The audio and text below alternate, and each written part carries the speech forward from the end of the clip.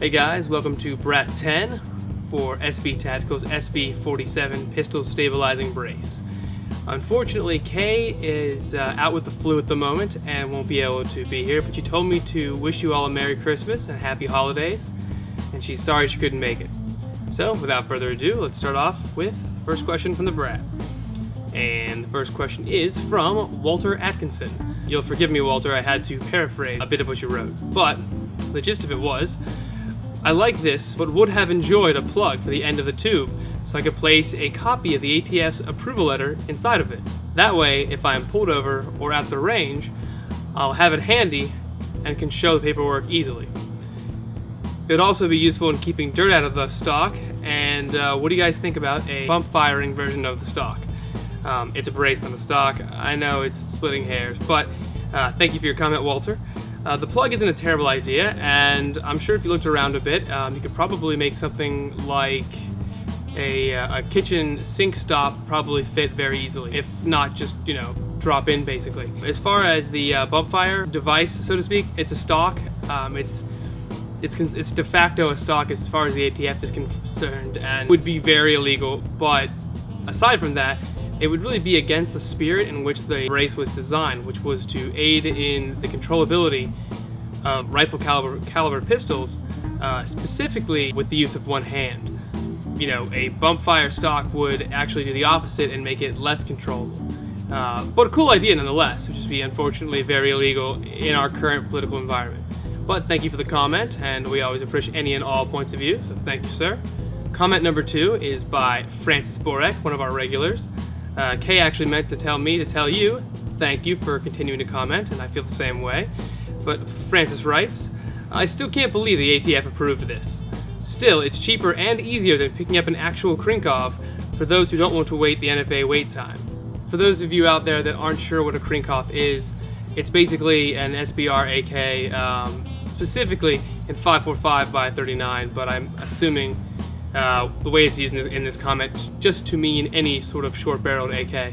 And yeah, that's actually an excellent point, Francis.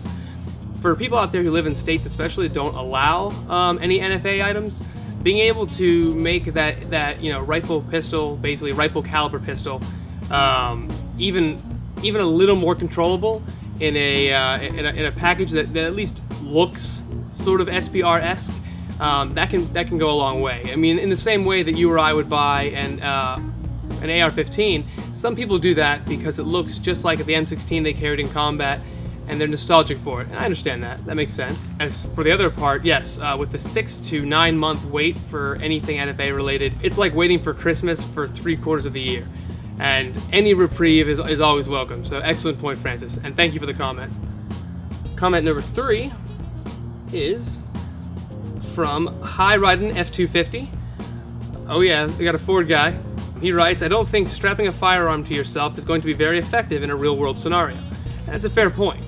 It would not be very effective for someone who has 2 arms or 2 hands. Clearly the brace was designed for people who are missing their second hand and have no other way of bringing, you know, greater firepower than, say, a handgun would afford. The stock was designed for those who couldn't otherwise employ that much ammunition and of such high caliber. You know, you and I, we might opt for a shotgun over anything like that, but I can only begin to imagine the difficulty of using a shotgun one-handed, especially a pump action one. But thank you for your comment, High Riding F250. Like the name, by the way. Comment number 4 is by Mark1Ho, and I believe he has actually commented before, either on this or on The Truth About Guns. He writes, please don't do that bit where you switch to camera 2, but continue looking and talking at camera 1. It just looks silly. No one can pull that off. It just looks like you are talking to nobody. Fair enough. Kay and I actually had a bit of an argument about that, and she was very much on your side, so I see that she's not alone, and we'll make a better effort to adhere to better filming practices. On that same note, she and I have never obviously been to film school or anything like that, so if anyone out there ever says, or has any suggestions rather, for us regarding filming techniques, composition and whatnot, please, by all means, you know, let us hear them.